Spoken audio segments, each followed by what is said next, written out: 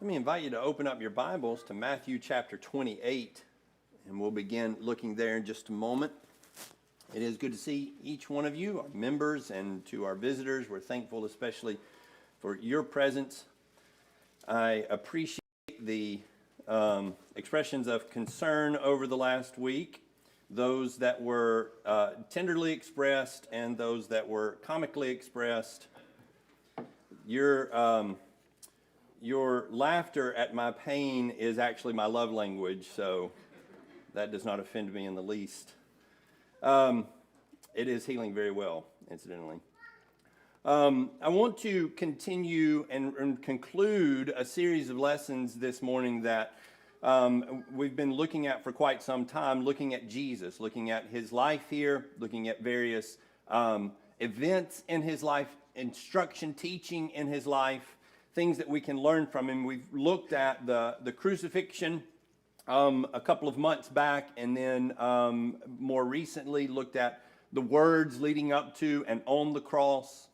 I want to conclude by looking at the idea of the resurrection of Jesus.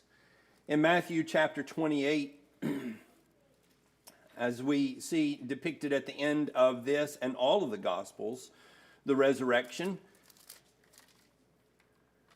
Matthew chapter 28, and there in verse 6, it says there that the angels are saying to the women, "He is not here, for he is risen. Just as he said, come and see the place where he is lying." He's risen. The place where he was lying is now empty. I want to think today, both this morning and this evening, as we'll be looking at two lessons about the resurrection. I want to give some particular attention to that event. I think it's easy for us to read past the accounts of the resurrection. They're very familiar to us. And so because of their familiarity, maybe we don't quite appreciate the impact, how important the resurrection was at the time that it happened, how important it still is today. I think another thing that happens as we're reading through, maybe one of the reasons that we read past it is that the Gospels don't really go into detail as far as the implications of the resurrection. They just simply tell us about it. Here's what happened. And it's not till we get to the epistles, till Paul and other writers begin to spend time sort of developing, because of the resurrection, here's what we know to be true, here's what we believe. And so we get brief accounts. Mark, for instance, gives us very little information about what happened after the resurrection, the proofs of the resurrection. We get some more in the other Gospels, but I think at some level, we're sort of left like the apostles looking at the resurrection. Maybe we have more questions. Over in John chapter 21, and in verse 12, there is, as Jesus is sitting down with the disciples after he's called them in from their fishing, he said to them, come and have breakfast. And then it says, none of the disciples ventured to question him, "Who are you?" knowing that it was the Lord. That interaction right there, the idea of ventured is the idea of having enough courage. Over in Luke chapter 20 and verse 40, it's talking about those who were questioning Jesus and their courage failed them. They didn't have the courage to ask him any more questions. And so that's the idea here, is that they're just afraid to ask any questions. And one of the reasons is they know it's him. And one commentator, as he's looking at this, it's like, you know it's him, but, there's still some questions, because this is the guy that you saw crucified. And so there's so much about the nature of his body, about what this means, and the Gospels simply do not go into all of that. And even after we continue on looking at the accounts of the epistles, we're still perhaps left with some questions. Well, then we come to the epistles, and we do have more development of the doctrines that surround the resurrection, the implications. Carrie read one of those from 1 Corinthians chapter 15, maybe the most thorough explanation of the resurrection and its implications. we're given that much fuller treatment. But as we look at those meanings, sometimes we're studying 1 Corinthians chapter 15, and as we're studying that, we sort of forget the details of the resurrection itself, that it was an actual event. It has some very particular details, and if we don't get those details firmly in our minds as we're looking at the implications of the resurrection, we might forget some of those details, and a lot of people have.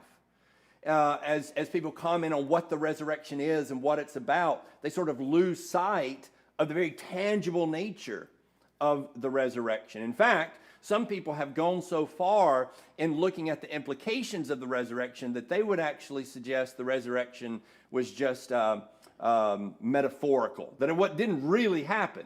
Well, of course, there's some ridiculousness there because you don't get to keep the implications of the resurrection if you don't keep the actual resurrection. And of course, that's one of the things that Paul is saying there in 1 Corinthians 15.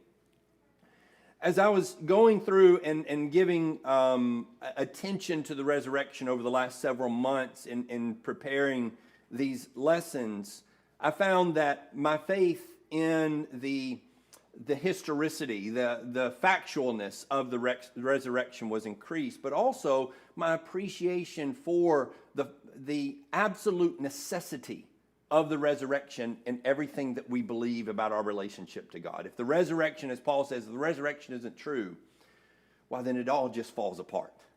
And so it has that vital role. I wish I had more time and could just tell you about all the things that I've been looking over, but I think some of it might be boring, but more importantly, some of it might detract from the focus that I want to keep as we're looking at the resurrection. So I've tried to boil things down to focus on a few key elements. Much more material, I promise you, is lying on the cutting room floor than will be included in these two lessons. And so if you feel like I'm chasing a few rabbits, well, just know that I wanted to chase more. And so I'm chasing fewer than I would have liked. But I hope that they're all pertinent. I hope they're all important as we try to piece together some things that I think are important for us to know and to think about the resurrection of Jesus. Well, I want to begin by talking about the facts, about talking about what exactly happened and sort of firmly setting those into our minds. And what we want to do is hold on to those so that no matter what we look at as far as implications, we don't lose sight of these are the facts. As we look at the gospel accounts particularly, they're the ones that sort of lay out the facts for the most part. We get some elements of that over in the epistles, but for the most part, it's the gospel accounts that we rely on, and particularly Matthew, Luke, and John, because they give us the most extended picture of what happens at and after the resurrection. And so as we look at those accounts, there's a few elements that I think we need to put in place.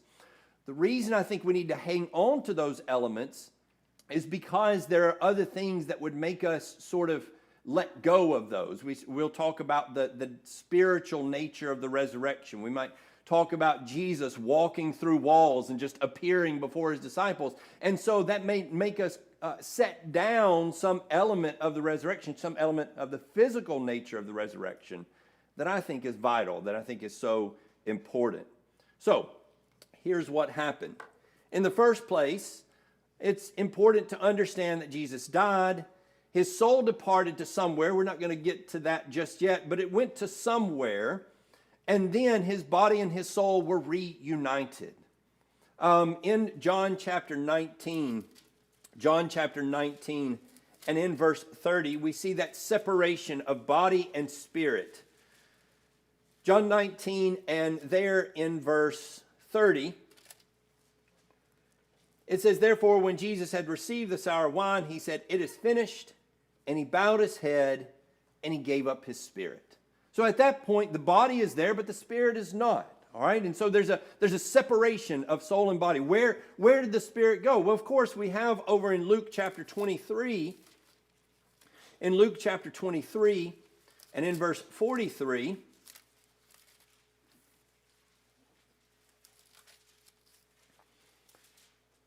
here in his conversation with the thief, the penitent thief on the cross who is next to him, who asked him, "Remember me when you come into your kingdom," he said to him, "Truly I say to you, today you will be with me in paradise." Now, we're not going to define paradise this morning. We don't have near enough time to do that this morning and this evening.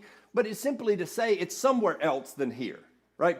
He certainly doesn't mean today you will be with me right here where we are right now. It's somewhere else. We're going to paradise. It's a better place that we're going to. Maybe you could find some help in defining that in places like Luke chapter 16. There seems to be that paradise torture element there with Lazarus and the rich man. But the main point is that his soul and his body are separated. And then, of course, that the body and the soul are reunited in the resurrection. And it's important that we understand that it is the body, that Jesus' body is the thing that was resurrected. The tomb is empty, right? So it's not that Jesus, he is reformed in some way that is visible but not tangible. Rather, it is the same body that went into the grave is the body that came out of the grave. The empty tomb is reported to us over in Matthew chapter 28. Matthew chapter 28, and there beginning in verse 1, it says, "Now after the Sabbath, as it began to dawn toward the first day of the week, Mary Magdalene and the other Mary came to look at the grave. And behold, a severe earthquake had occurred, for an angel of the Lord descended from heaven and came and rolled away the stone and sat upon it. And his appearance was like lightning, and his clothing as white as snow. The guards shook for fear of him and became like dead men. The angel said to the woman, 'Do not be afraid, for I know that you are looking for Jesus who has been crucified. He is not here, for he has risen. Just as he said, come and see the place where he is lying. Go and quickly tell the disciples that he is risen from the dead, and behold, he is going ahead of you into Galilee, and there you will see him. Behold, I have told you.'" And so when they don't just report that he is risen, they say, come in and see, there was a body here, it's not there now. And the implication, of course, is that that's the body that he is walking around in right now. Luke chapter 24 and verses 1 through 9, Luke 24 and verse 1 through 9, "But on the first day of the week at early dawn, they came to the tomb, bringing the spices which they had prepared. And they found the stone rolled away from the tomb. But when they entered, they did not find the body of the Lord Jesus. While they were perplexed about this, behold, two men suddenly stood near them in dazzling clothing. And as the women were terrified and bowed their faces to the ground, the men said to them, 'Why do you seek the living one among the dead? He is not here, but he is risen. Remember how he spoke to you while he was still in Galilee, saying that the Son of Man must be delivered into the hands of sinful men and be crucified, and the third day rise again.' And they remembered his words. And they returned from the tomb and reported all these things to the 11 and to all the rest." So, again, the empty tomb is a critical aspect of the story. I think about this from the standpoint of when we talk about death, the death of our loved ones, when we're laying a body to rest, as we often say. And sometimes people, in a, I think, well-meaning effort, will say something like, "That's not my loved one. He's gone somewhere else. That's just a body." Well, I understand what they mean by that, and I think that there is an element of truth to that. We talked about the body and the soul being separated. But understand that when the women came, the angel is the one who referred to Jesus in this term. Why do you seek him? He's not here. In other words, indicating that if his body was here, that's still a part of his identity. And when we talk about the resurrection, our bodies are still part of that, right? It's not like you just cast it off and say, well, no, we don't need that anymore. No, we're going to need that again. Now, does that mean, there's all sorts of implications there. What about the damages to the body and so forth? Interesting, Jesus still has some of those when he's raised, but I think those are identifying markers. But nevertheless, I think that there still needs to be an appreciation that the bodies that we are walking around in, they do have something to do with the resurrection. And there is an appropriateness to talk about he or she as we are looking at the body of a loved one. That is part of their identity. And it will be, in some way, continuing to be a part of their identity in the resurrection. Well, in addition to the tomb being found empty, as attested by these first witnesses and then the additional witnesses and the apostles who came and also found the tomb empty. We also find that the enemies of Jesus attested to the emptiness of the tomb. In Matthew chapter 28, and verse 11, it says, "Now while they were on their way, some of the guard came into the city and reported to the chief priests all that had happened. And when they had assembled with the elders and consulted together, they gave a large sum of money to the soldiers and said, 'You are to say, his disciples came by night and stole him away while we were asleep. And if this should come to the governor's ear, we will win him over and keep you out of trouble.' And they took the money and did as they had been instructed. And this story was widely spread among the Jews as it is this day." Now, what that is a certain definite admission on the part of Jesus' enemies that the tomb is certainly empty. Because the much easier thing than paying the soldiers to go and spread a false report would have been to say, "Hey, everybody, let's just go look at the tomb." Right? If the body's still there, that's a lot easier than this path. So by paying the soldiers and by taking this path, what they're saying is, yes, indeed, the tomb is empty, and we know it's empty, and we better come up with an explanation for why it's empty. Incidentally, there was a proclamation, I think it would have been about 15 to 20 years later, that this report made it all the way to Caesar.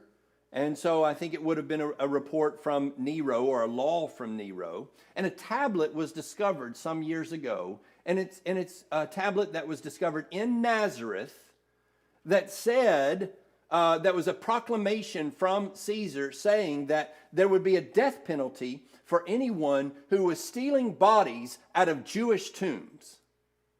Now, where on earth would a law like that come from? It's very specific. And it's very located in that it's in Nazareth that he's proclaiming this. And in fact, grave robbers were not generally guilty of stealing bodies. They stole treasures. And of course, most people, certainly most believers who are looking at that saying, well, I got an idea as to why he might make a law like that right about that time. And so not only do these enemies spread this story, but it seems that story reaches on up to Caesar. And Caesar, who perhaps is not only taking in that story, but all the implications of the resurrection, passes a law and says, we'll have none of that, and institutes the death penalty for what the Jews say have just happened. Well, not only was the tomb found empty, but also Jesus appeared to many. The most comprehensive report of that, we could go to the various Gospels, but the most comprehensive report is found in 1 Corinthians chapter 15. Now, incidentally, it's not comprehensive. It's just more comprehensive than any other single place. I say it's not comprehensive because it doesn't include the first witnesses, right? Paul here is not just reporting the story as it happened. What he's reporting is the convincing elements of the story. And I'll get back to what I mean by that just a little bit later in the lesson. But the idea is that Paul is saying, here are the witnesses that you can go and question, right? So in beginning in verse 3, he says, I delivered to you as of first importance what I also received, that Christ died for our sins according to the Scriptures, that he was buried, that he was raised on the third day according to the Scriptures, and that he appeared to Cephas and then the 12. After that, he appeared to more than 500 brethren at one time, most of whom remain until now, but some have fallen asleep. And that idea right there, that most of whom remain until now, is the idea of you can go talk to them, right? I think that's the whole point here. As he's building the case and he's talking about the importance of the resurrection, he says, look, not only was he raised, but here's how many people saw him at once, and you can go talk to him right now. If the resurrection was going to be denied, the pattern is laid out by the very people who are advocating the resurrection. Here's how you can go and tear down my story if you like. You can go look at the tomb. You can go question the people. They're still out there. I'm not hiding anything. I'm not saying I'm the only one who saw the golden plates. I'm not relying on witnesses who have all recanted their testimonies. I'm saying it's still out there. And so he points out those 500 witnesses. And then, of course, he says he appeared to James and then again to all the apostles. Last of all, as to one untimely born, he appeared to me also. For I am least of the apostles and not fit to be called an apostle because I persecuted the church of God. So he points out all these appearances. And I think that understanding the relationship between the empty tomb and the appearances is very helpful, because what people try to do is explain away one and then they try to explain away the other. But putting them together makes it very difficult to explain away both simultaneously. So for instance, people will say that what people have is a delusion at this point. Well, having 500 people all see the same delusion at the same time is a pretty difficult thing. But additionally, just putting together the thought of the empty tomb and the appearances, one of those can be explained away. So for instance, if they came and all they saw was the empty tomb, but they never saw an appearance of Jesus, well, we might come up with a number of explanations for that. One of them being the Jews' explanation. Somebody came and stole the body. In fact, that's even what his followers thought when they got there. Where are they taking him? Right? That's the question that they ask. I want to know where the body is. So that's even the followers' first assumption, is that somebody's come and taken the body. If all that ever happened was that Jesus was seen somewhere, but there's still a body in the tomb, well, then that could be explained away. There's lots of people who today say that they saw a loved one, right? They saw a premonition, they saw a vision. Usually it's not nearly so tangible as the one that we're going to see here, but they saw that. We might say any number of things. We might say that person, in a desperation to see their loved one, saw them. We might say that they lacked sleep. We might say that they saw someone who looked like their loved one. Any number of explanations, you see. But when we put the two together, it's like one fella said, he was commenting on this, and he said, if I was walking around, he's from London, he said, if I was walking and I saw an elephant going down the street in front of the Houses of Parliament, well, I might come up with a number of explanations. For instance, that I didn't get enough sleep last night. But if I then went home and read a story that an elephant had that day escaped from the Hyde Park Zoo, well, then I would say, oh, and now the most reasonable and rational explanation would be, that's the elephant I saw. And so you see this vision of Jesus, and that alone you might say, well, now maybe I'm the one who's gone bonkers here. But then these reports come in of the empty tomb. Oh, now it means something more. And so we put those two things together, and a rational explanation of those two things is that indeed Jesus rose from the dead. But we press further. It's not just that they saw him, but that they touched him, that they could hold on to him, that he could carry things and do things and have interaction with the physical world around him. In Matthew chapter 28 and in verse 9, it says there, and behold, Jesus met them and greeted them, and they came up and took hold of his feet and worshiped him. When people say that they have seen a loved one, this is not what they are describing. They're not talking about they went up and grabbed hold of their feet, that they wrapped their arms around them.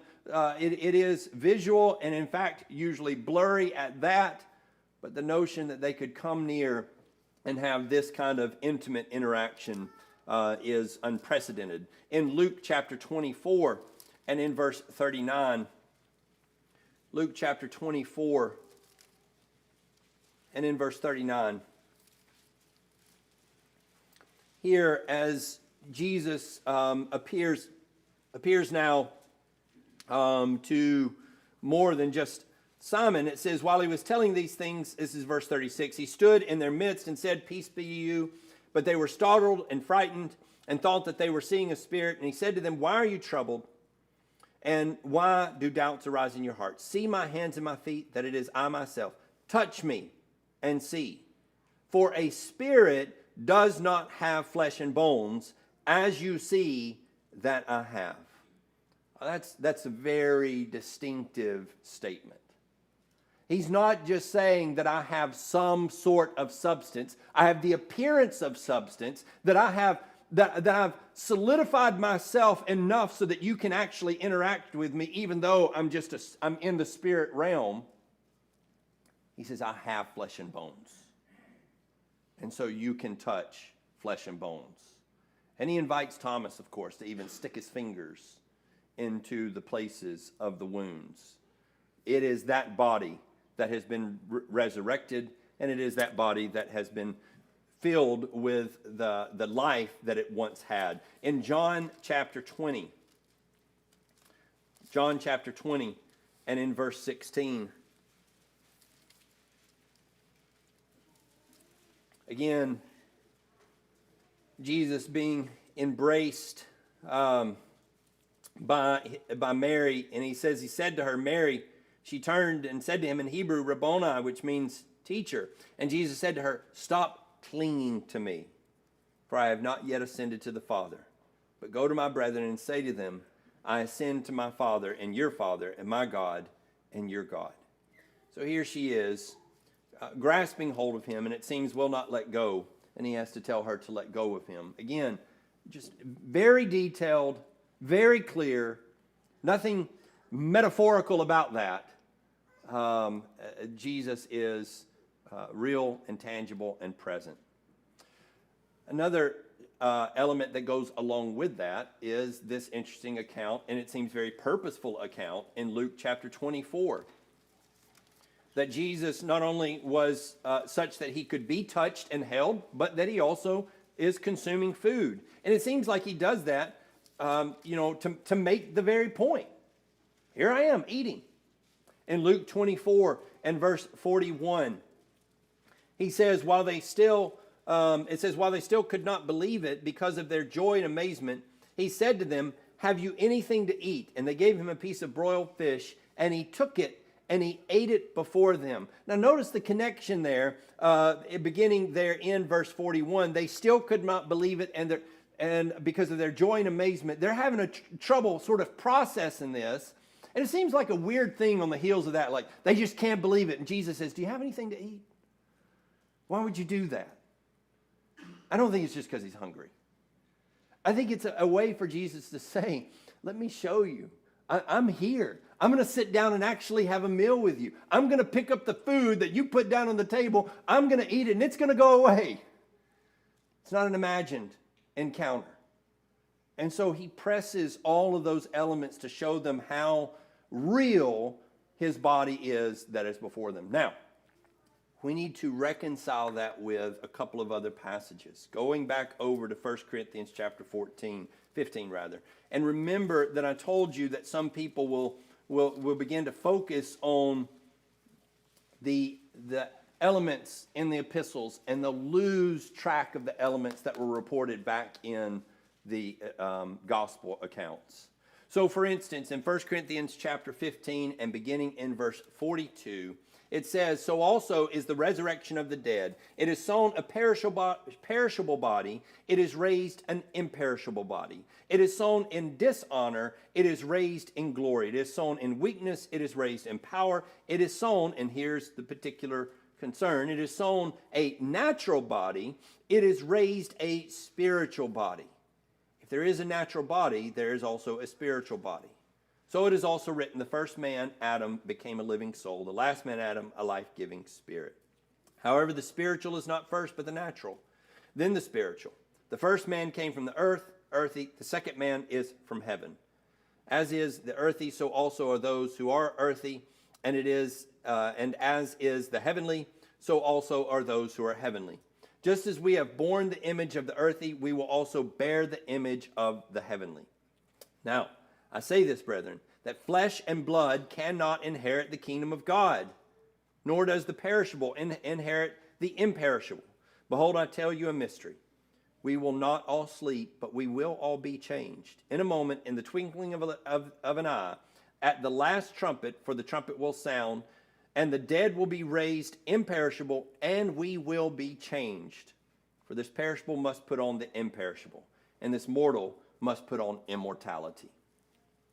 Well, what people will do is they'll come here and they'll say, see, it's a spiritual thing, right? So it's not physical anymore. There's nothing physical about it, and so it's just a spiritual resurrection. And then some people will go so far as to kind of push that back onto the resurrection of Jesus and say, see, it was not a tangible body. It was a spiritual body. Well, I agree it was a spiritual body, but just not in the way that they think.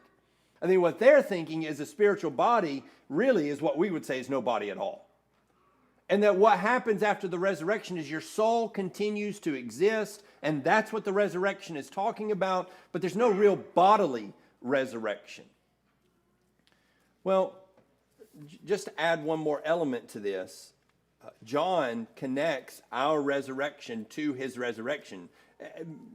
Paul does as well in 1 Corinthians 14, but I think John does so even more pointedly when he says, "Beloved, we are now we are children of God."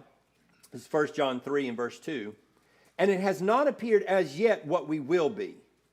We know that when he appears, we will be like him, because we will see him just as he is." So we don't know. We don't know exactly what that's going to be like. And I go back to the question of his disciples in John 19 when they're looking at him and they're seeing him there, but they still got questions. There's a change in the resurrected body of Jesus. There is an incorruptibleness to the resurrected body of Jesus. But it is still the body of Jesus.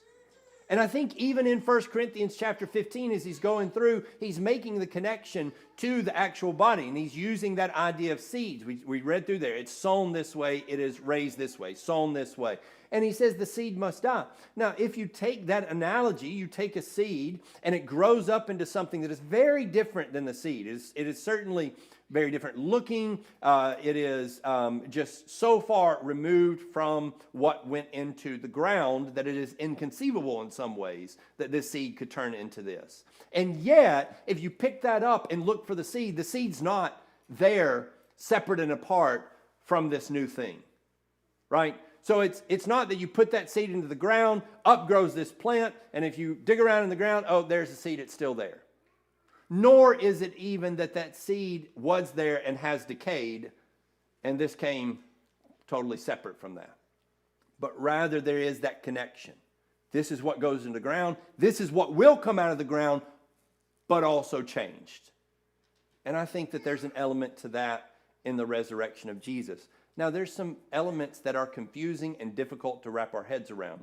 Jesus is presented here in this manner, in which his body still has the wounds. I think, when we process that and we think, what about people who have died horrible deaths, closed casket funerals and so forth? Are they going to rise? I think that the wounds are identifying characteristics of Jesus. They continue to be identifying characteristics of Jesus in the book of Revelation. It is the wounds that sort of explain who he is. And so I think that being an important part of who he is, that continues to be a part of his resurrected body. But there's glorification. There is a beauty to what's being described in 1 Corinthians chapter 15. I don't know. I'm like John. I'm even less than John. John at least had a picture of Jesus resurrected. I have even less to go on. So there's a lot of questions I can't answer about that. But one thing I am sure of, and I think it's so important, and I'll explain more why it's important, is that the bodies we are living in now, whatever happens to them, will come back out of the ground. And what that will look like and what the result of that will be, I don't know. I just know that that's the truth that Paul is getting at, that the gospel writers are getting at, that the same body that goes in is the body that comes back. It will be a physical resurrection, but it'll be a physical resurrection that is transforming and glorifying and changing, because the bodies we live in now, as they currently are, cannot exist in that new existence. So there must be a change. There must be a putting on of something additional or a change to this body. And I believe Jesus went through that process as well. Well, I want to take just a moment then to look through the first element of this point, of when the resurrection happened. So keep in mind the what of the resurrection, but when the resurrection, the time and place in which the resurrection occurred is important, especially as we sort of deal with criticisms of the resurrection. It happened in a time and place in which the pagan world believed in an afterlife, but not resurrection. This is one of the difficulties for us because we are preaching the resurrection to a world which increasingly doesn't believe that there's any life after death. But in the first century, the resurrection was being preached to people who did believe in life after death. What they didn't believe, as N.T. Wright would put it, is life after death. Right? So they believed that your soul or your spirit continued to exist after your death, but that nothing else happened after that. And the idea of the resurrection is that, yes, your soul continues to go on, that your spirit lives on past when your body passes away. But then, after that, after the afterlife, there's something else. And that is the world that the resurrection came into. So, a lot of the arguments about the resurrection are just that second part in the New Testament, because that's the only part that really is at issue. In fact, we'll talk more about this as we get to the Pharisees and Sadducees. I don't believe the Sadducees, in fact, I'm certain of it, they did not deny life after death, the existence of life after death. What they denied was resurrection, which is something different than that. But particularly looking at the pagans, as people look back at the pagans, I'm getting ahead of myself, excuse me. As people look back at the pagans, what they'll say is that this notion of resurrection is just all through history. It's all through various cultures, and basically there are people who are Jesus mythicists, that is, mythicists, and they would make Jesus into one more myth in a long line of mythologies down through the ages. But the truth is that there's not a single mythology. You may have heard that there is. There's not a single mythology speaking of the death and resurrection of a single deity or even mortal throughout all the mythologies of history. Now, there are some after the resurrection of Jesus Christ. There are none before. Now, people will try to figure out a way in order to say that there was, but in fact, there aren't.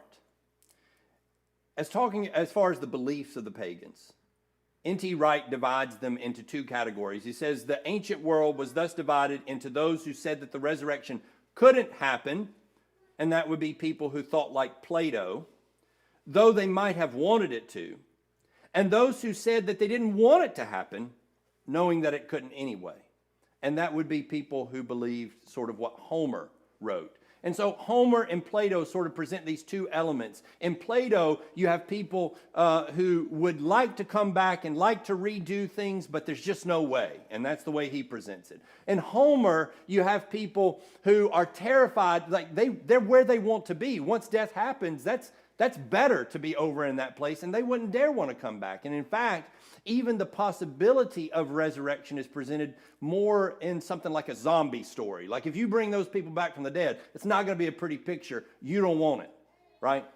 So that's the ancient world's idea of resurrection. But as far as the deities, as you look at the cases of deities that people will bring forward, and they'll say, here's another resurrection story, and here's another resurrection story. And so Jesus is he's just a myth that plays off of those earlier resurrections.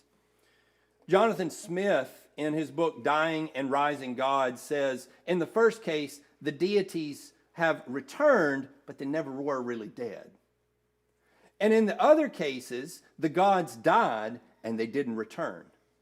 There is no unambiguous instance in the history of religions of a dying and rising deity. some of the examples that people will give, they'll give Horus or Osiris as an example. They'll give Adonis as an example, and many, many others. But as you go through them and you begin to pick them apart, you find that the notion that these are resurrection stories, that they bear any resemblance to Christ, just starts to fall apart.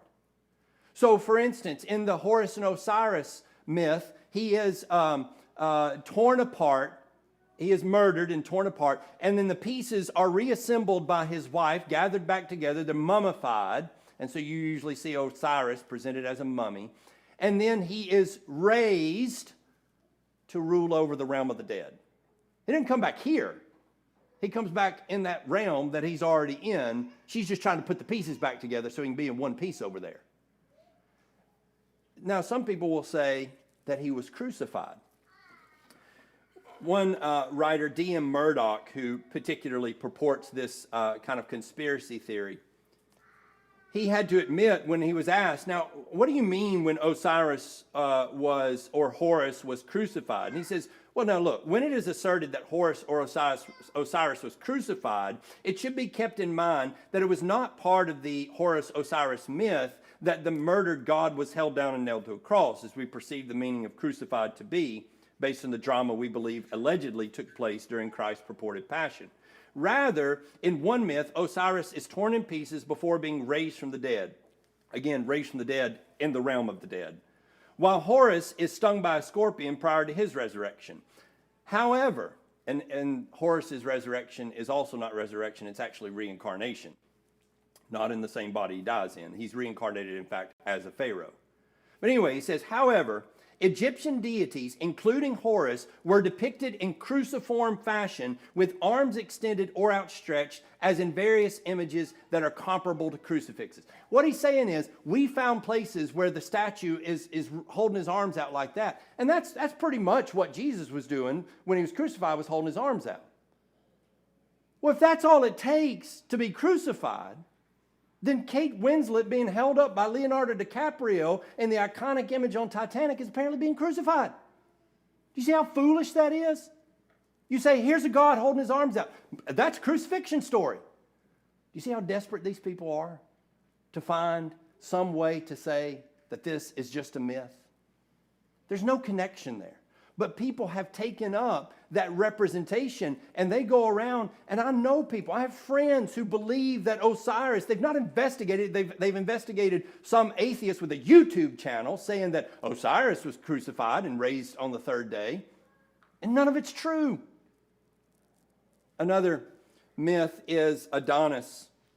According to the myth, the infant Adonis is locked in a chest by Aphrodite and given to her sister Persephone, who refuses to return her. Now, Persephone is down in Hades. Zeus settles the dispute by allowing Adonis to spend part of the year in the upper world with Aphrodite and the other part in the underworld with Persephone. In another account, Adonis is killed by a boar and Aphrodite commemorates him with a flower. In the first story, he's just going back and forth between these two sisters as their lover. In the second story, he is killed, and it says, so in the first, he doesn't die, he's just going back and forth. And in the second story, he doesn't rise. But what happens is people combine those and say, here's a story where he died, and here's a story where he goes back and forth between the realm of the dead and the realm of the living. Crucified and raised again. But it's just not true. That's not what's happening there. Now, the notion of dealing with death and the realm of the dead, coming back from the realm of the dead, yes, mythologies deal with that. All that tells us is that people have been trying to figure out how to explain what happens at death for a long time. And they've come up with some pretty creative ways. None of them resemble this. And none of them put death to death like this, which is what we'll talk about more as we go along. So, at the end of the day, everyone believed in an afterlife. Virtually no one believed in a resurrection. Some Jews did. We'll talk about that more this evening. But here is an element of why it's important to understand the distinction between the resurrection, the physical resurrection of Jesus Christ, and just the notion that our soul goes on living after death. The whole world believed that. Christians were saying, no, there's something else. And it's a bigger deal than just that. People today would think just the life after death is a big deal. But people then didn't think that. And so it is greater and a more powerful truth than simply trying to say that there is something else after this physical existence. Kevin, you can take it all the way to the blank slide there. But not show people all my points. There you go. We'll continue looking at those things this evening, looking at some of the elements that surrounded the resurrection and the time and place in which it happened, and then go on to look at some of those implications that we began to look at in 1 Corinthians chapter 15, as well as some other places this evening. But the resurrection did happen. It's an actual event, and it's an event that demands a response.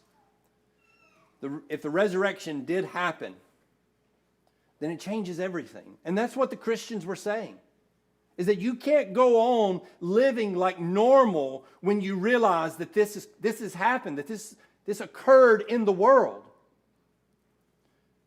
That it is a life-changing event, but it's not life-changing in a personal way. It's life-changing in a worldwide way. It changes life on earth because the implications are so vast. Are you living your life any differently from people who don't recognize the power and the truth of this reality? I hope that as you consider the grand nature of Jesus walking back out of the grave, that you will at the very least consider that there are things that you need to think about. Maybe you have thought about them, but you haven't acted on them. They demand not only a response, but an active response. And if you understand that, and if you understand what it means to be raised with Christ and have not done that, then we invite you to take on that life, that resurrected life this morning. If there's any way we can help you with that, won't you come while we stand and while we sing.